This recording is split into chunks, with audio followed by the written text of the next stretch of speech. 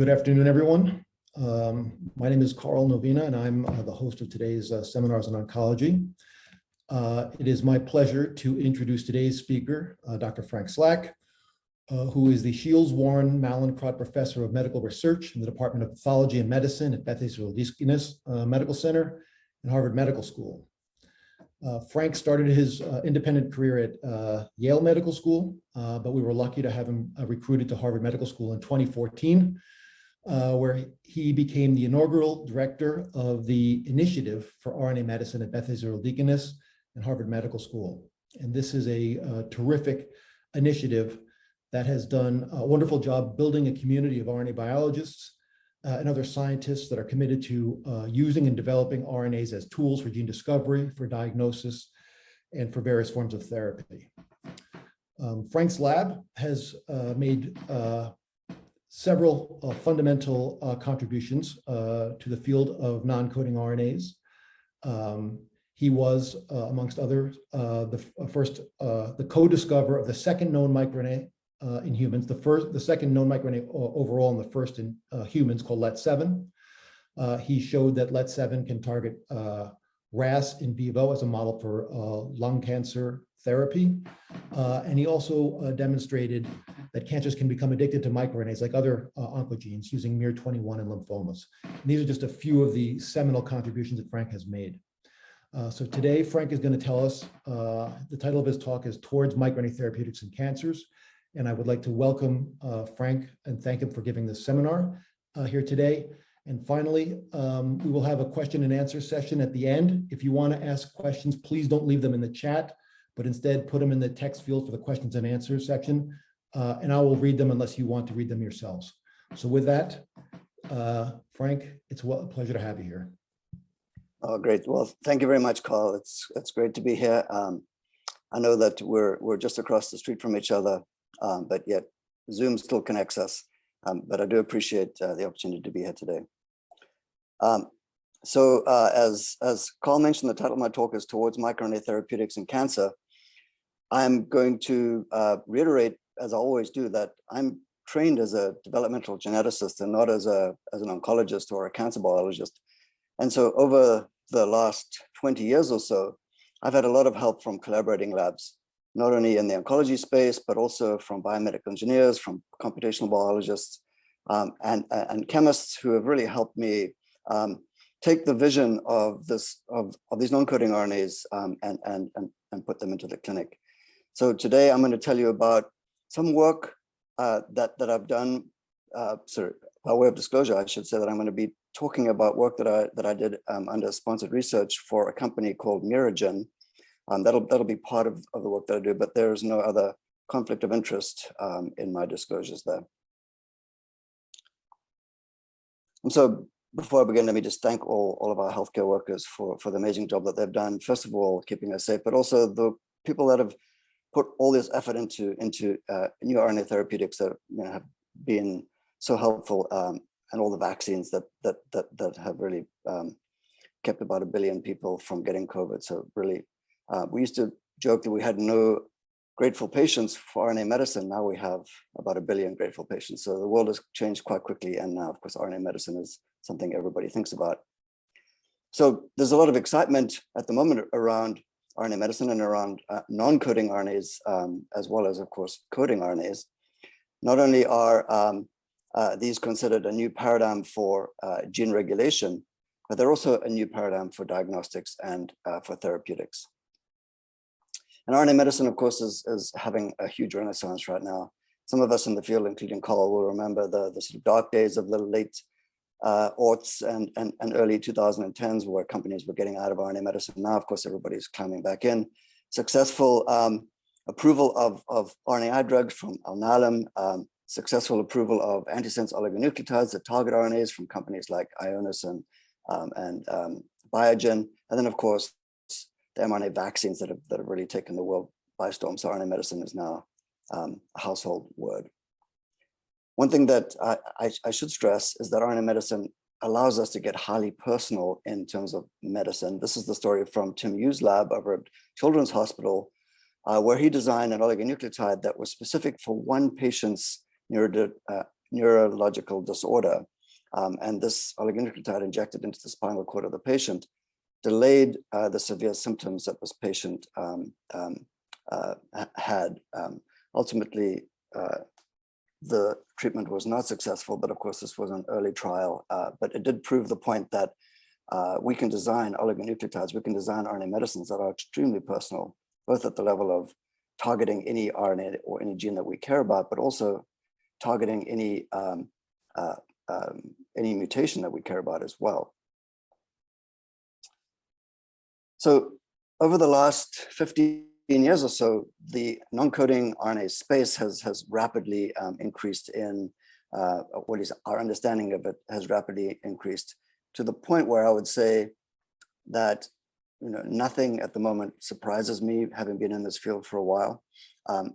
That said, I think that the rapid amount of discovery in this area over the last 2 decades or so really just tells us that in the next 2 decades, it's going to be even more exciting, more complex, but will provide us with even more opportunities for understanding disease and maybe targeting disease. So I'm not going to talk much about the new classes of RNAs that are being discovered almost daily. If you're interested in learning more about those and their roles in cancer, please go ahead and look at this review that I wrote with Aril Shanayan a few years back.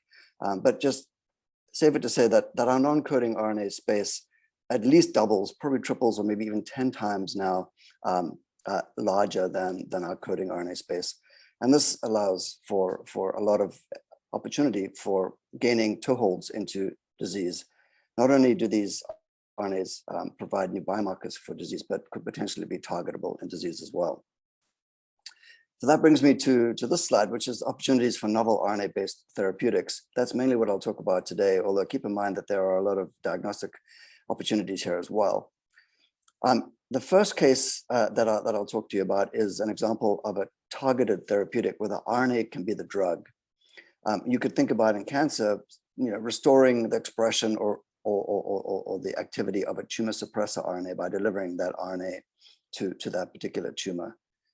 The second example we'll talk about today is RNA as a therapeutic target. So the fact that potentially the RNA itself can be drugged. You can think about inhibiting an oncogenic RNA. And then the last case that I won't talk about much today is the sort of burgeoning field of trying to target the biogenesis of these offending RNAs. So many of these RNAs are generated through RNase enzymes, through kinases that phosphorylate those enzymes, and you can imagine targeting those more traditional classes of enzymes in this particular area as well. I won't talk about that today. But just to give you a sense of how many clinical trials are out there for non-coding RNAs, I just thought I would share with you one class of non-coding RNAs, the microRNAs. That's the class of RNA that we'll talk about mostly today.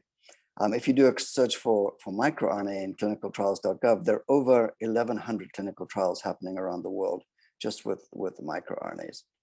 That number is in the hundreds for long non-coding RNAs, and it's in the teens for circular RNAs, which are the most recently discovered class of non-coding RNAs. So these new RNAs are certainly on their way in the sort of exponential phase of entering the clinic, much like the microRNAs have.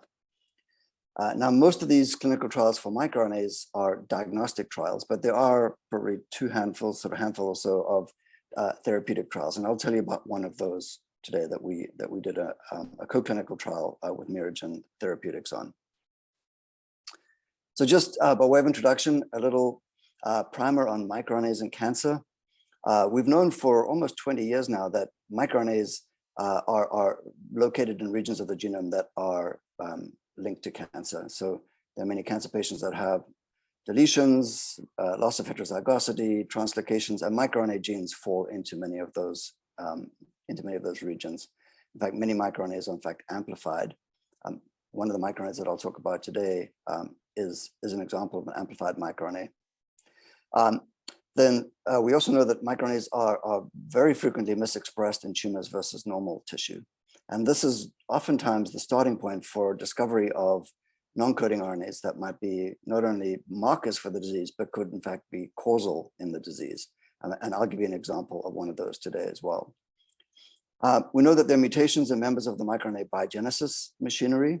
So enzymes like DROSHA, DICER, the genes for those enzymes that are involved in microRNA biogenesis are frequently mutated in cancer. The most famous example is the case of DICER1 syndrome, where children are born with a mutant copy of DICER1, and then over a short amount of time, the first few months of life, mutate the second copy of DICER and succumb to some childhood cancers such as neuroblastomas and Wilms tumors and the like. And much like inheriting a BRCA1 mutation, inheriting a DICER1 mutation predisposes one to cancer. So we also know that microRNAs fit within almost all of the known oncogenic pathways. They regulate oncogenes and tumor suppressor genes. And as Carl mentioned, we were sort of one of the labs that really showed that microRNAs can in fact be tumor suppressors and oncogenes in their own right through building mouse models. And then mutations in SNPs exist within microRNA genes and in their binding sites in tumors. And some of these have also pointed us to potentially causal microRNAs in cancer, but also we've used some of these alleles as potential biomarkers for cancer risk. And then lastly, microRNAs, because of their small size and because of the fact that they're often encapsulated in small vesicles or in protein complexes like argonaute, they're stable in body fluids, and you know, they can survive almost every body fluid that you can think of, including urine and some other places that you might imagine would be inhospitable to RNA. And that's made them really good diagnostic and prognostic biomarkers. So the first example that I'm going to talk to you about today is the possibility of a microRNA being a therapeutic target in cancer. I'm not going to spend much time talking about the background for this particular study. I want to jump into the clinical trial, but just in this one slide, I'm going to point out a few things. This is an example of a mouse model where we overexpressed in the hematopoietic system one microRNA gene. This is the microRNA miR-155. We and others in the early aughts, the early 2000s, had shown that miR-155 was upregulated in many different human lymphomas and leukemias.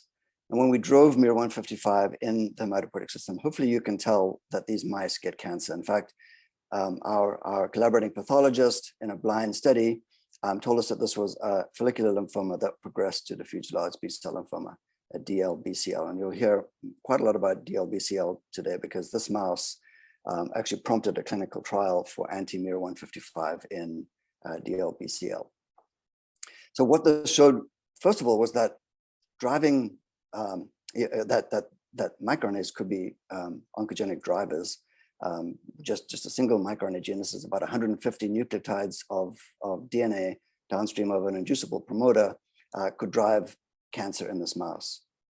So the other remarkable thing about this model was that if we switched off miR-155 in these animals that already had progressed to lymphoma, or if we targeted miR-155 with an antisense molecule, in this case, this is an anti-miR-155 peptide nucleic acid. It doesn't matter what the actual chemistry is for this particular talk, but just know that in both of those cases, if we target miR-155 and switch it off, these tumors completely regress. In fact, these mice go from being on death's door and really sick to the point where we think we're going to have to sacrifice them, and we inject this oligo into their tail vein, or if we give them doxycycline to switch off the gene, we can completely cure these mice. So what that told us was that you know, cancers can become addicted to microRNA oncogenes, much like they can be addicted to protein coding oncogenes. And what that meant is that the potential existed to target oncogenes like miR-155 as a potential therapy in cancer. Now, I'm not going to be able to have time to tell you about exactly how we targeted this antisense molecule to the tumors, but just know that by attaching this peptide, which I can talk to anybody who's interested in learning more about it, to the antisense oligonucleotide, we can target the lymphomas in those mice, or we can target lymphomas growing subcutaneously in a mouse. So we have a very precise way of targeting miR-155 just in the tumors. So what this study led to was a collaboration with Miragen Therapeutics. This is a clinical trial that Miragen Therapeutics started with a compound called MRG-106. MRG-106 ultimately became known as cobamycin. So you'll hear me talk about this gene, this drug as cobamycin. It's an antisense to miR-155. It doesn't matter exactly what the chemistry is, but you know, it's a mixture of DNA and locked nucleic acids for those that are aficionados in the field, and is 100% complementary to the miR-155 RNA. Now, this clinical trial began in cutaneous T-cell lymphoma. One reason is that these lymphomas form on the skin, and the initial clinical trials were just to inject this antisense oligonucleotide right into the tumors, sort of intratumoral delivery. And then ultimately, when they had success in that first trial, which I'll tell you about in a minute, they moved to more diffuse lymphomas like diffuse large B-cell lymphoma, where they injected it subcutaneously, but not intratumorally. All right, so the work I'll tell you about in the beginning is this co-clinical trial with cobamycin that we did with MeiraGen Therapeutics. We published this paper about a year ago now. Just by way of a little more background, our mouse model gets diffuse large B-cell lymphoma. There are two classes of diffuse large B-cell lymphoma generally found in patients. The one is the germinal sensor type, and the other is the activated B-cell type, or the ABC type. ABC is the most aggressive type of diffuse large B-cell lymphoma, and this is the type that responds most poorly to drug treatment. I'll give you an example of a patient that was on like 6th line therapy by the time they got on this trial, and a very debilitating disease indeed. So this trial opened in the most aggressive type of diffuse large B-cell lymphoma. So cobamycin is an antisense molecule to miR-155. It was initially tried intratumorally in cutaneous T-cell lymphomas, and you can see that this trial exited phase 1 with very good tolerability and with a maximum tolerated dose, and moved into phase 2 trials where patients were receiving this in a sort of more random fashion. Following that success, the trial opened for adult T-cell leukemias and large B-cell lymphomas, diffuse large B-cell lymphomas. Now, there are many different cancer types that in fact overexpress miR-155, and the hope was that we would be able to move from CTCL and diffuse large B-cell lymphoma into many different cancer types with this kind of a strategy. I'm going to tell you this story today to provide some insights into what went right in the trial and what might have gone wrong in the trial, and why we're still waiting for this particular strategy to be successful in all of these different cancer types. So while MeiraGen was recruiting patients to the diffuse large B-cell lymphoma trial, we began a co-clinical trial with them where we received cobamycin from the company and tested it in a variety of different human diffuse large B-cell lymphoma lines and mouse models. What you can see here in this first panel is that cobamycin indeed engages with miR-155 within cells. Now, what you're looking at here is the activity of luciferase that has in its 3' UTR an exact complementary sequence to miR-155, so that when miR-155 is present in cells, in this case, it's overexpressed in these cells, the luciferase is repressed. If we treat these cells with cobamycin, it inhibits miR-155 and de-represses the expression of the reporter gene. So that really tells us that that cobamycin is in fact engaging the target. We can also show that cobamycin, if we label it with FITC, in an unassisted manner, meaning non-formulated with any nanoparticles, just adding the DNA, RNA, oligonucleotide right to cells, gets taken up by cells, probably through some gymnotic uptake system into the cytoplasm of the cells, and where it engages miR-155. We were able to show that, in fact, cobamycin causes slowing of cell growth in a variety of different diffuse large B-cell lymphoma lines, and an increase in apoptosis in all of those cell lines. So it looks like not only was it engaging the target, but it was also causing the effect that we were hoping that these cells would, we were hoping these cells were dependent on miR-155 for their growth and survival, and indeed they were.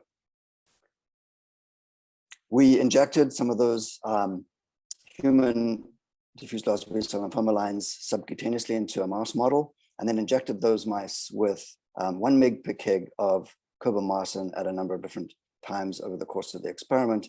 And what you can see is that cobamycin indeed slowed tumor growth in vivo as well.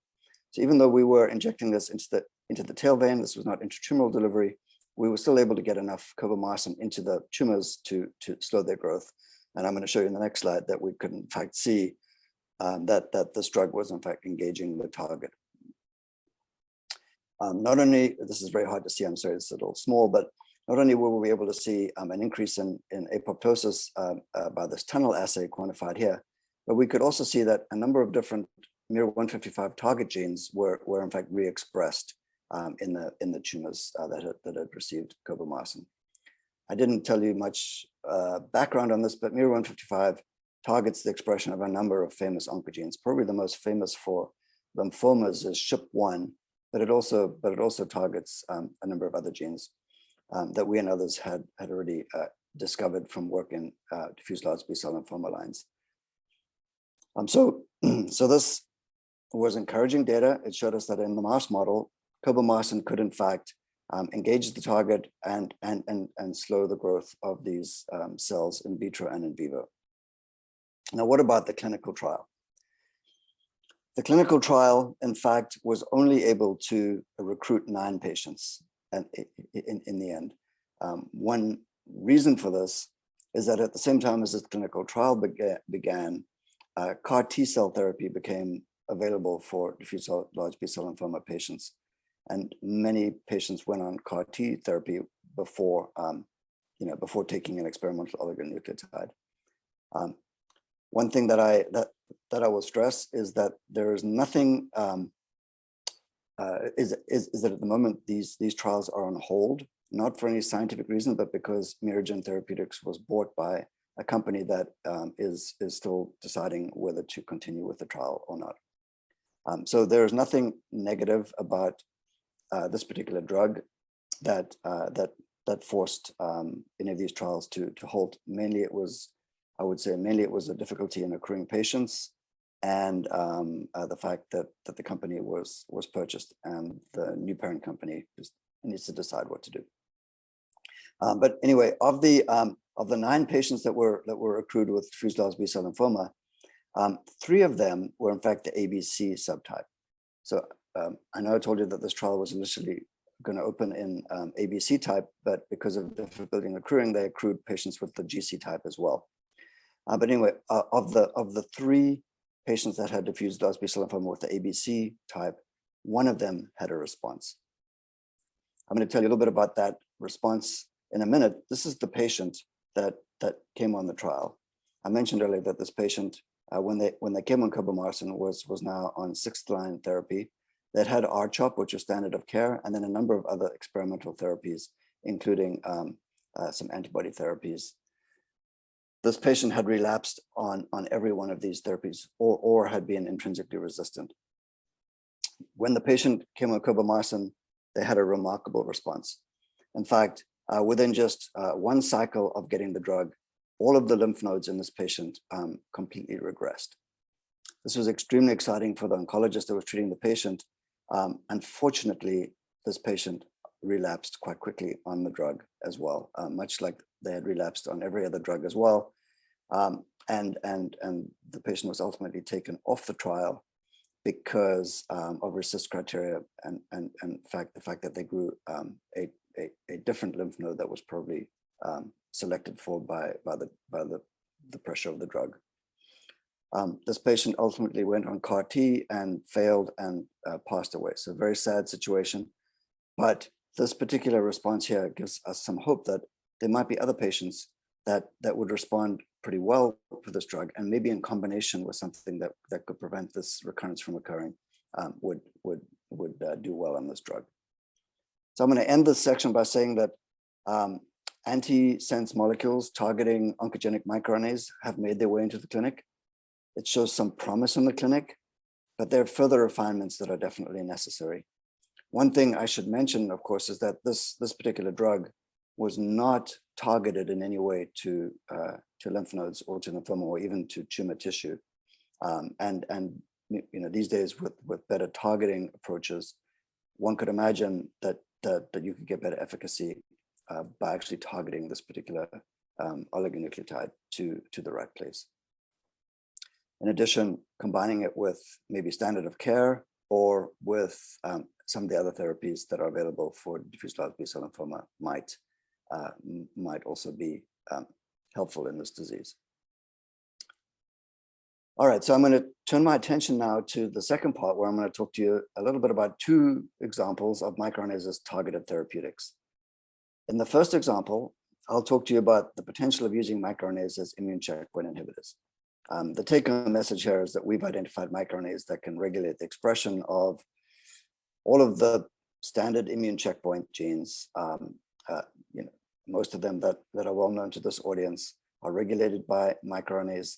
And I'll show you how we've provided evidence that microRNAs can in fact regulate the expression of those immune checkpoint genes and could potentially be immune checkpoint inhibitors in their own right. And then in the second story, I'll tell you about a microRNA that we've discovered that could be a potential novel therapeutic in Kaposi sarcoma, which is a very prevalent cancer in sub-Saharan Africa and incurable at this point. So I'm not going to spend too much time telling you about immune checkpoints and immune checkpoint inhibitors. This audience is very familiar with Nivo and Pembro as being antibody drugs that target PD-L1 and PD-1 and are showing a lot of promise for treating multiple different cancers. But you probably already know that the response rate for these immunotherapy drugs is still not 100%. I mean, even in melanoma, I would say this response rate is now gone up with the combination of IPI and Nivo, but still the response rates are pretty much below 50%. Some diseases like non-small cell lung cancer, which is of course a major killer in the world, have a response rate of only about 20%. So for the vast majority of patients, we still don't have the correct immune checkpoint inhibitor or are inhibiting the immune checkpoints in the correct way. This is just to show you that over the last 5 years or so, our lab and other labs have begun to publish on microRNAs that can regulate immune checkpoint genes. This is just a smattering of papers on microRNAs that regulate PD-L1, one of the most famous of these immune checkpoints, discovered at Dana-Farber. I'm going to tell you for the first part of the story about microRNA called MIR34 that can regulate PD-L1 in different leukemias and lymphomas. And then I'll tell you about a new study that we performed to identify in an unbiased way microRNAs that could regulate PD-L1. Today, I'm going to tell you about just briefly about one story that began through our interest in a microRNA called MIR34. MIR34 is one of the most famous tumor suppressor microRNAs because it's directly regulated by p53 and because it targets some well-known oncogenes like MYC, BCL2, MET, and maybe another 30 or 40, as well as now being known to target the immune checkpoint gene PD-L1. So this is just a cartoon showing the sequence of the microRNA on the top and the sequence of PD-L1's 3' UTR on the bottom, and you can see that there is a nice seed sequence for binding of MIR34 to one site in the PD-L1 3' UTR. We were able to show that by transfecting cells with MIR34, one could decrease the expression of PD-L1, quantified over here as well. And we did this at the RNA level, at the protein level, at the cell surface level. I'm only showing you this one Western blot for now. I want to jump to some of the exciting data, which is really to show that, in fact, MIR34 can stimulate T-cell killing of cancer cells in a way that you would predict if you were downregulating the expression of PD-L1. So in this assay, we have done performed a co-culture experiment of GFP-labeled diffuse large B-cell lymphoma cells that have been treated now with activated T cells, shown here in the purple. And it's only when the cancer cells have been treated with MIR34 that one sees this increase in apoptosis that occurs in this co-culture. And in fact, we can quantify that here, so that MIR34 leads to like a 3-fold increased apoptotic response to T cells in this co-culture experiment. We've gone on further. This is unpublished data now to show that, in fact, miR34 can act almost synergistically with anti-PD-L1 in the same assay. So shown here is, at the bottom is the T cell killing that, and quantified over here, that one sees in combination with miR34 and an anti-PD-L1 antibody. This brings up the possibility that we could use miR34 maybe in combination with anti-PD-L1 as a more effective therapy in cancer cells. The second part of this PD-L1 story begins just as a sort of reductionist experiment where we just asked, can we find the element in the PD-L1 3' UTR that is most sensitive to microRNA regulation? And to do this, we chopped the 3' UTR PD-L1 into multiple different segments, and then asked which of these segments can in fact repress a reporter gene to the same level as the entire 3' UTR can repress the reporter gene. We're showing here just two fragments, this fragment F21 and F52, that could in fact repress reporter gene expression. We also showed that if you delete these fragments from the full-length 3' UTR, this fragment, when removed from the full-length 3' UTR, results in a loss of repression activity at the 3' UTR, whereas this one did not. So we focused mostly on this particular one as being both necessary and sufficient for PD-L1 3' UTR repression. We went through a number of different correlation studies to show that there was one particular microRNA, miR105, that was most anti-correlated with PD-L1 expression in a number of different cancer types.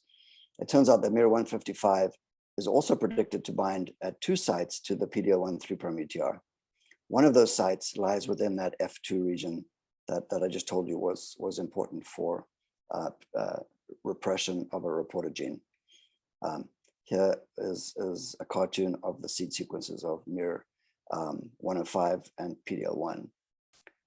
Through a number of different studies, we could show that in fact, transfecting cells with miR105, this is a mimic to 105, could repress reporter gene expression, both at the full length 3' UTR, as well as a reporter that just has the F2 segment cloned into it.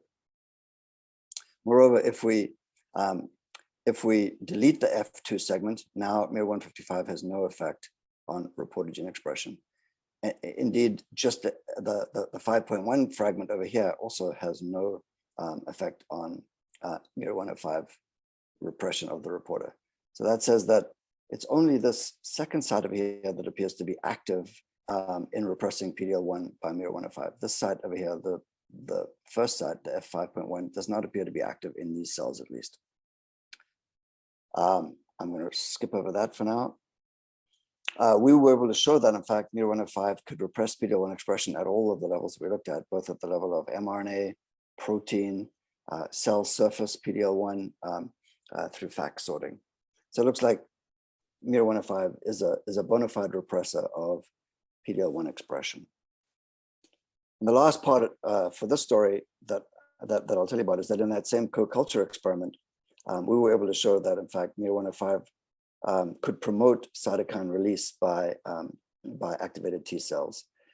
So if you pre-treat the cancer cells with miR105 to reduce the levels of PD-L1, and then mix them with activated T cells, you can see an increase in interferon gamma staining, as well as interferon gamma in the supernatant and interleukin-2 in the supernatant of those co-culture experiments. So we feel like we've identified potentially a second microRNA that can regulate PD-L1 in addition to miR34. And the hope here is that maybe alone or in combination with miR34 or with checkpoint inhibitor antibodies, we can potentially use these as checkpoint inhibitors and improve the response rate of cancer patients to immune checkpoint therapy. This is just a cartoon of what I told you about. So PD-L1 gets transcribed into a longer message. miR105 binds to the 3' UTR of this message, reduces the level of PD-L1 expression, and therefore increases the amount of cytokines that the T cells express. The last part of the work I'll tell you about today is our efforts to try and take this idea into a very difficult to treat cancer type. Some of you will know, if you've met me before, that I'm originally from Cape Town, South Africa. And one of the things that I've tried to do over the last few years is take this very esoteric idea of non-coding RNA therapy into a disease that I hope might one day benefit patients in Africa. Kaposi sarcoma is very prevalent in sub-Saharan Africa. In fact, it is the #1 killer in some countries in Africa, including Tanzania, Burundi, those areas in sort of Central Africa. It's also prevalent in parts of the Mediterranean, Eastern Europe, and Northwest China. So this is not restricted to Africa. And of course, it became famous in this country as being a cancer type that emerged in response to the AIDS epidemic, but has largely disappeared in the United States because of antiretroviral therapy. So one of the things that that's known about Kaposi sarcoma is that it's caused by a DNA virus called the Kaposi sarcoma herpes virus, KSHV. Currently, there is no cure for Kaposi sarcoma. There are treatments, but none of them are particularly effective. Now, these herpes viruses are famous in the non-coding RNA field for making a number of their own non-coding RNAs, including microRNAs. One of the famous examples is EBV, Epstein-Barr virus, that causes lymphoma, amongst other things. EBV actually transcribes its own microRNAs, sort of 24 or so microRNAs. KSHV also transcribes its own microRNAs. One of these microRNAs is particularly famous, and it got us interested in KSHV because it is a homologue of miR-155. So somewhere in evolution, KSHV picked up the miR-155 gene, or through co-evolution evolved a miR-155 microRNA. And our thought was that we might be able to target this particular miR-155 microRNA with the therapy that I just talked to you about before. I'm not going to talk about that project today. What I'm going to talk to you about today is, in fact, the role of host microRNAs in KSHV infection.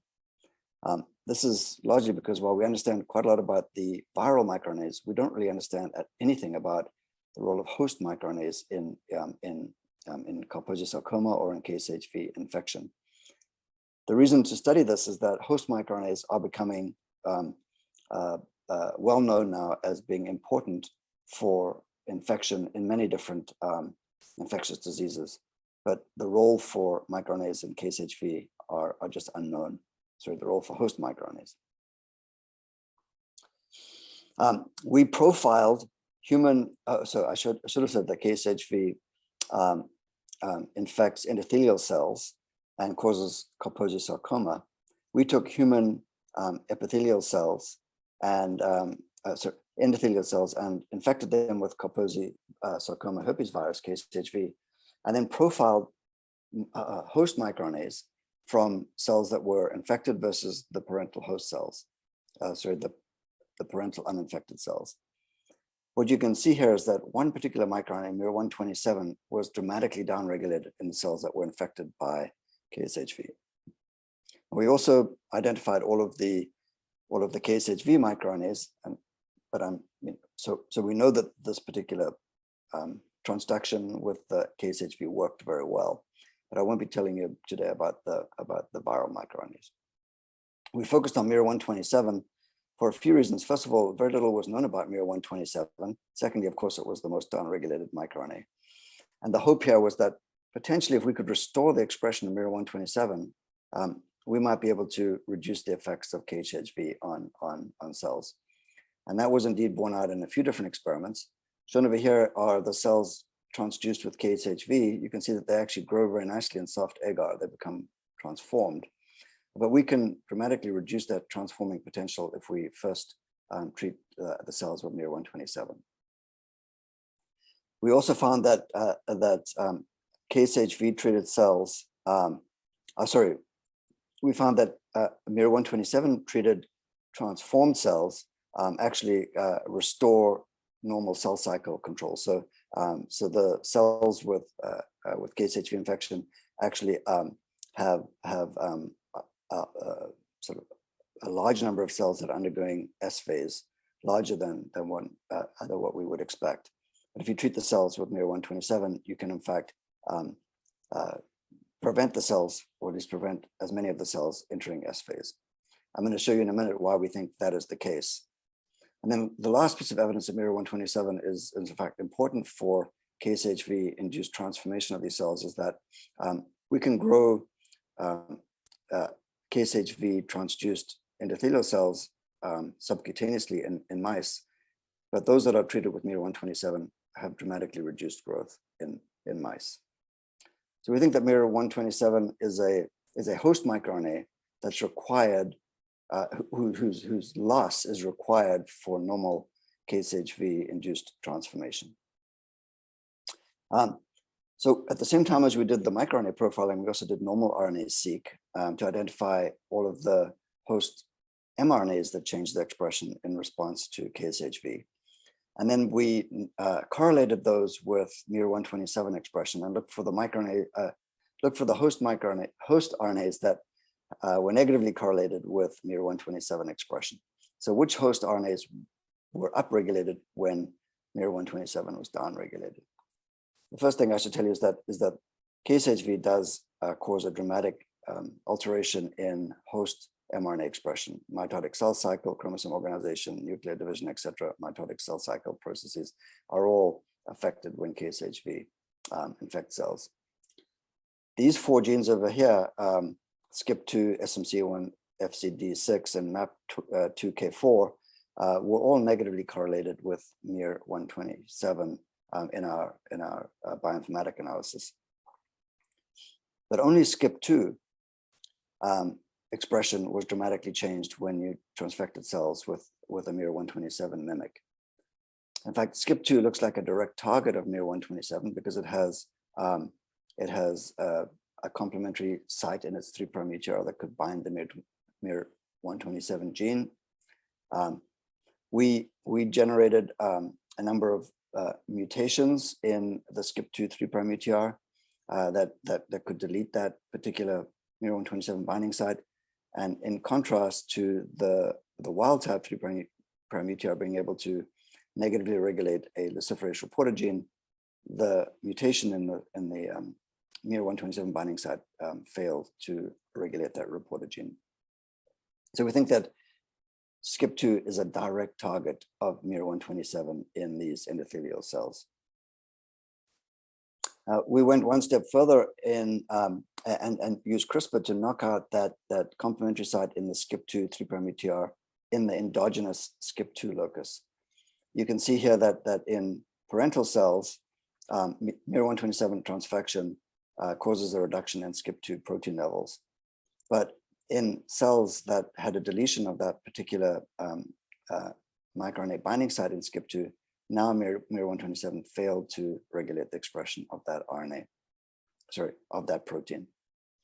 In fact, these particular cells with the deletion of miR-127 now also failed to respond well to miR-127 in preventing S phase in the cell cycle. They look more like the cells that were just untransfected. So this told us that in vivo, it looked like this particular binding site was in fact required for miR-127 activity on SCIP2, and that this particular binding event was in fact important for controlling the cell cycle in KSHV infection.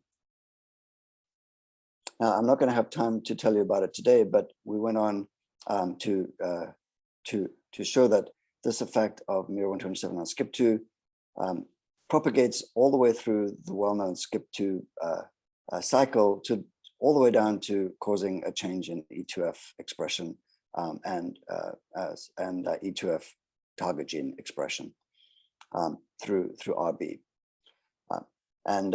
This actually in a metabolomics assay that we did also permeates into the levos of ribonucleotide reductase and the levels of nucleic acids, that sort of purines and adenosines that are found in cells.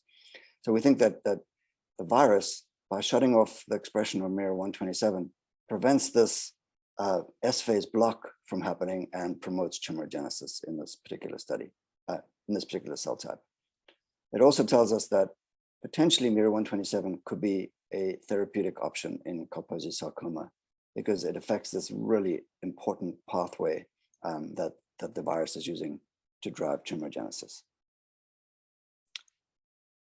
So I'm going to end there, the science part, and just spend a few minutes telling you a little bit about our core facility at the HIRM. Carl mentioned that I'm the director of the HMS Initiative for RNA Medicine. One of the initiatives that we have in the HIRM is this core facility called the Precision RNA Medicine Core.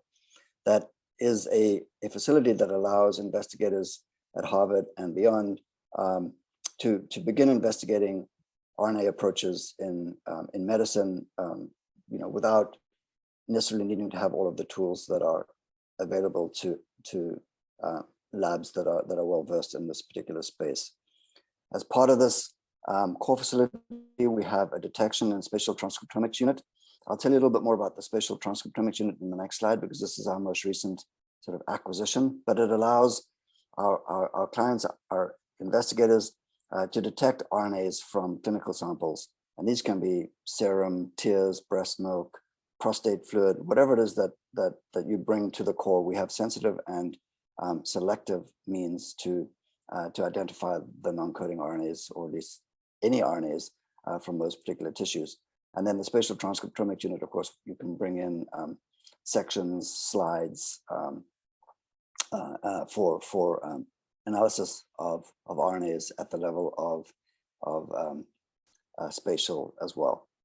We also have a bioinformatics unit where we provide specialized bioinformatics for RNA discovery.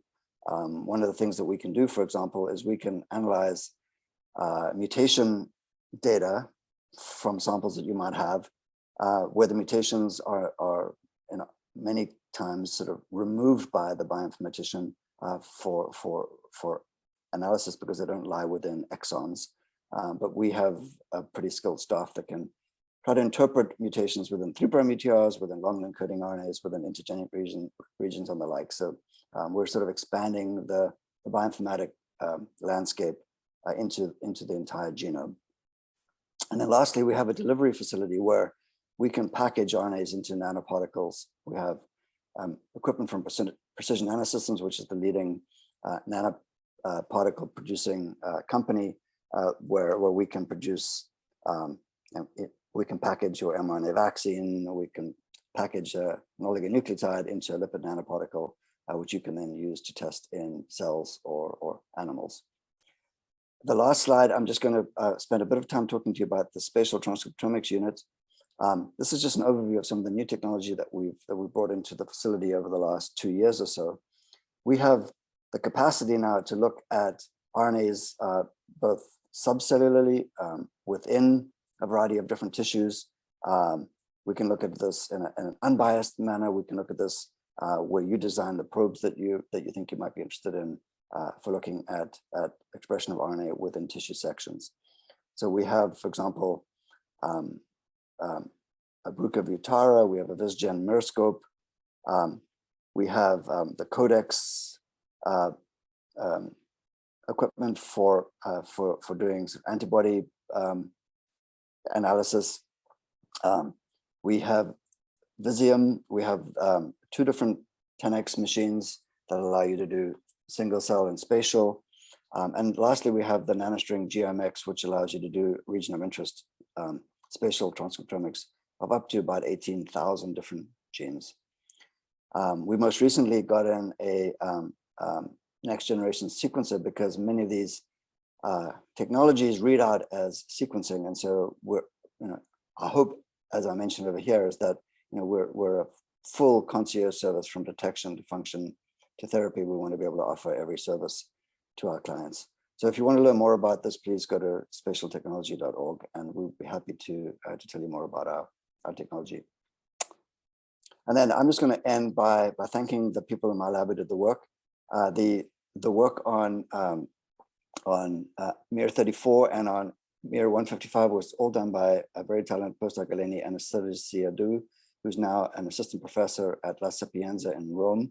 And then the work on miR105 was done by a graduate student, Christos Miliotis, and the work on miR127 was done by graduate student Sumi.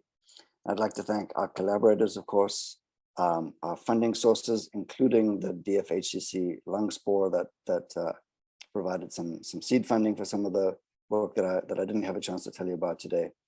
The Ludwig Center, which has funded some of the work that I told you about today, and the HIRM itself. And if there's time, I'm happy to take any questions. Thank you very much for your attention. Thanks, Frank. That was a terrific talk. I do have a question here in the Q&A box. And this is from Wenqi Cheng, asking, where is miR105-5P normally expressed, and is it mislocalized in any cancers? Yeah, the second part by mislocalized, I'm wondering if you mean mislocalized in the cell, as in like subcellular localization. I don't think that there's any mislocalization there. I mean, microRNAs are generally in the cytoplasm. Some of them, have, I mean, there are rare microRNAs that have roles in the nucleus, but these are almost certainly acting in the cytoplasm. They're almost certainly acting to in that case, increased levels of miR155 is just leading to decreased levels of some of those tumor suppressor RNAs. In terms of where is it normally expressed, so miR155 is an important gene for lymphoid development. And in fact, the miR155 knockout mouse has defects in B and T cell development. This is miR105. 105. Oh, miR105. 105-5P, and I think when he means where is it normally expressed, which cell types, not where in the cell is it normally expressed. Yeah, misregulated, if it's upregulated or overexpressed or underexpressed in certain cell types or in the cancer cells themselves. Okay, sorry. I don't have the chat open, so I didn't read that. So there's actually not a lot known about miR105, so we need to go and learn more about it. I don't have a good handle on what its normal role would be. I will take the opportunity to ask you about miR155 though. That's because I can't help myself here, you know that, Frank. So the first question is, you mentioned about the antagonist, the anti-miR155 as an inhibitor of lymphoma. And there was a box that you showed that there is an association with increased expression of miR155 with poor outcomes. The question is there direct evidence in human cancers that miR155 is a driver? Are there recurrent amplifications, for example, in diffuse large B-cell lymphoma that would suggest that it's a driver mutation? Or are we just lucky that it is overexpressed and it creates an opportunity to promote the apoptotic path, where you showed apoptosis when you inhibited this? Yeah, I mean, the best evidence is probably from our work in cell lines that like you say, it's overexpressed, we target it, and the cell lines either stop growing or they undergo apoptosis. In terms of mutational evidence for miR155 being a driver, there's not a lot. Mm-hmm. It can be amplified in some tumors, but I don't think that there's a strong genetic basis for this being an oncogene, much like one would say, well, MYC is clearly amplified in many different cancer types. MicroRNAs have been a little bit of a hard gene type to work with because they're obviously very small. They don't accumulate mutations very readily in cancer. So we do rely on, in some cases, sort of surrogate assays like building a mouse model and showing that the mouse gets cancer. But yeah, I mean, I think that is a totally valid point that that there's not a lot of genetic evidence for any microRNAs really being drivers in cancer. There are rare cases of mutations, like for example, the Myosin lab just recently showed that miR21 can be amplified in certain lung cancers. The Croce lab showed that there are mutations in the miR16 gene in certain leukemias. So there, there are examples, but it's not a common feature of this particular class of oncogenes. Hopefully that answers your question. Oh, for sure. I mean, just, yeah. And then the next one is about when the clinical trial using the anti-miR-155, did it have that pH lip, that lower pH flip that actually translocates the integument to the cytoplasmic face when you have reduced pH? Or is it just a straight integument that was used in that study? Yeah, sorry, I should have made that clearer. So the cobamycin is just an oligonucleotide without any targeting moiety. In fact, one of the things that we were planning to do with Miragen was to test whether that flip peptide might actually assist in targeting the cobamycin. We never got around to actually doing that because, well, the sponsored research agreement ended, and the company was sold.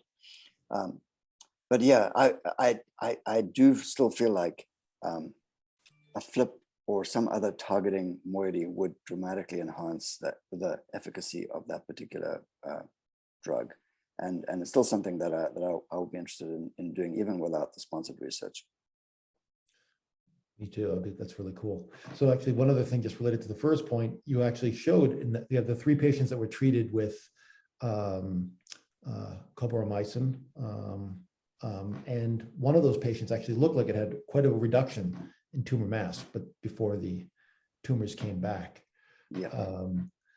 So what is the explanation there? Is it that there are some number of cells that are not being transduced by the inhibitor, and those are the ones that have been selected out, or is there some other mechanism that you think has happened? I mean, it's a very challenging thing to use RNAs as therapies when there's a large tumor load, especially when you have an untargeted oligo, right? You have to sort of hope that this is getting into all the cells at sufficient levels where you could drive this down. And despite that, you had actually, in that one patient at least, quite remarkable results, quite impressive results, at least for the first dose or the second dose, I think. Yeah, I would totally agree with that. And yeah, in fact, the oncologist by RECIST criteria declared that was a complete remission. But as we know, there's probably a small population of persister cells that just remain and finally we're able to grow out even in the presence of the drug. So that brings up this point: what is the mechanism of resistance to anti-microRNA therapies? And in fact, we do not know what that is. I have a grant from the NCI to potentially start looking at that in the next little while, but it would be an interesting question. Why did those tumors regrow? We were just able to get from the patient's oncologist samples of those tumors. So we will ask as many questions as we can from those samples. But at some point we would like to know what are the potential mechanisms, because at some point, well, I mean, there are more clinical trials on the way with anti-microRNAs. There are more clinical trials with microRNA mimics on the way. What are the potential mechanisms of resistance, so we can start to prepare for that. And that's why I think I mentioned that combining this with other therapeutic options might reduce the potential for resistance, but we still don't know what those are. Maybe one more, if you don't mind. Sure. The inhibition of the checkpoint inhibitor pathways is also sort of cool, right? You don't have the tumor genetic alterations to deal with because they're in T cells, right? Do you have technologies for T cell transduction of these non-coding RNAs that is sort of selective, because they tend, the T cells often have these sort of refractory membranes. It's like you have like this large nucleus and a rim of cytoplasm, and they're not the easiest cells to sort of transduce. Yeah. No, that's a great point. So actually, one of the so in our core facility, the delivery unit has a number of different lipid formulations that are specific for certain cell types. We have one for the liver, which, as you can imagine, is quite popular for certain things. We have one for vaccine sort of delivery, and then one for T cell delivery. I can't tell you what the formulation is, but it is pretty good at getting RNAs into T cells. And the way that we think about doing this, were we to go into clinical trial with something like this, would be probably as an ex vivo type therapy, where you would treat the T cells ex vivo and then deliver them back into the patient so that they're primed and, I guess, unexhausted and sort of ready to go after the tumor. Delivering RNA medicine to T cells in vivo, I don't think there is a viable approach right now. Doesn't mean that it's not going to happen one day, but at the moment it doesn't exist. Good. At least put some stuff out there so we can all test it. Yeah, please. I mean, I would be happy to work with people that are interested in this in the future. So please let me know. Will do. Okay, Frank. So we've come to the end of the hour. Actually, gone slightly over the hour. I want to thank you very much for a wonderful presentation, and say thank you for the presentation, and thank you everyone for coming and providing questions. Bye-bye. Thanks a lot, everybody. Appreciate it. All the best. Bye-bye.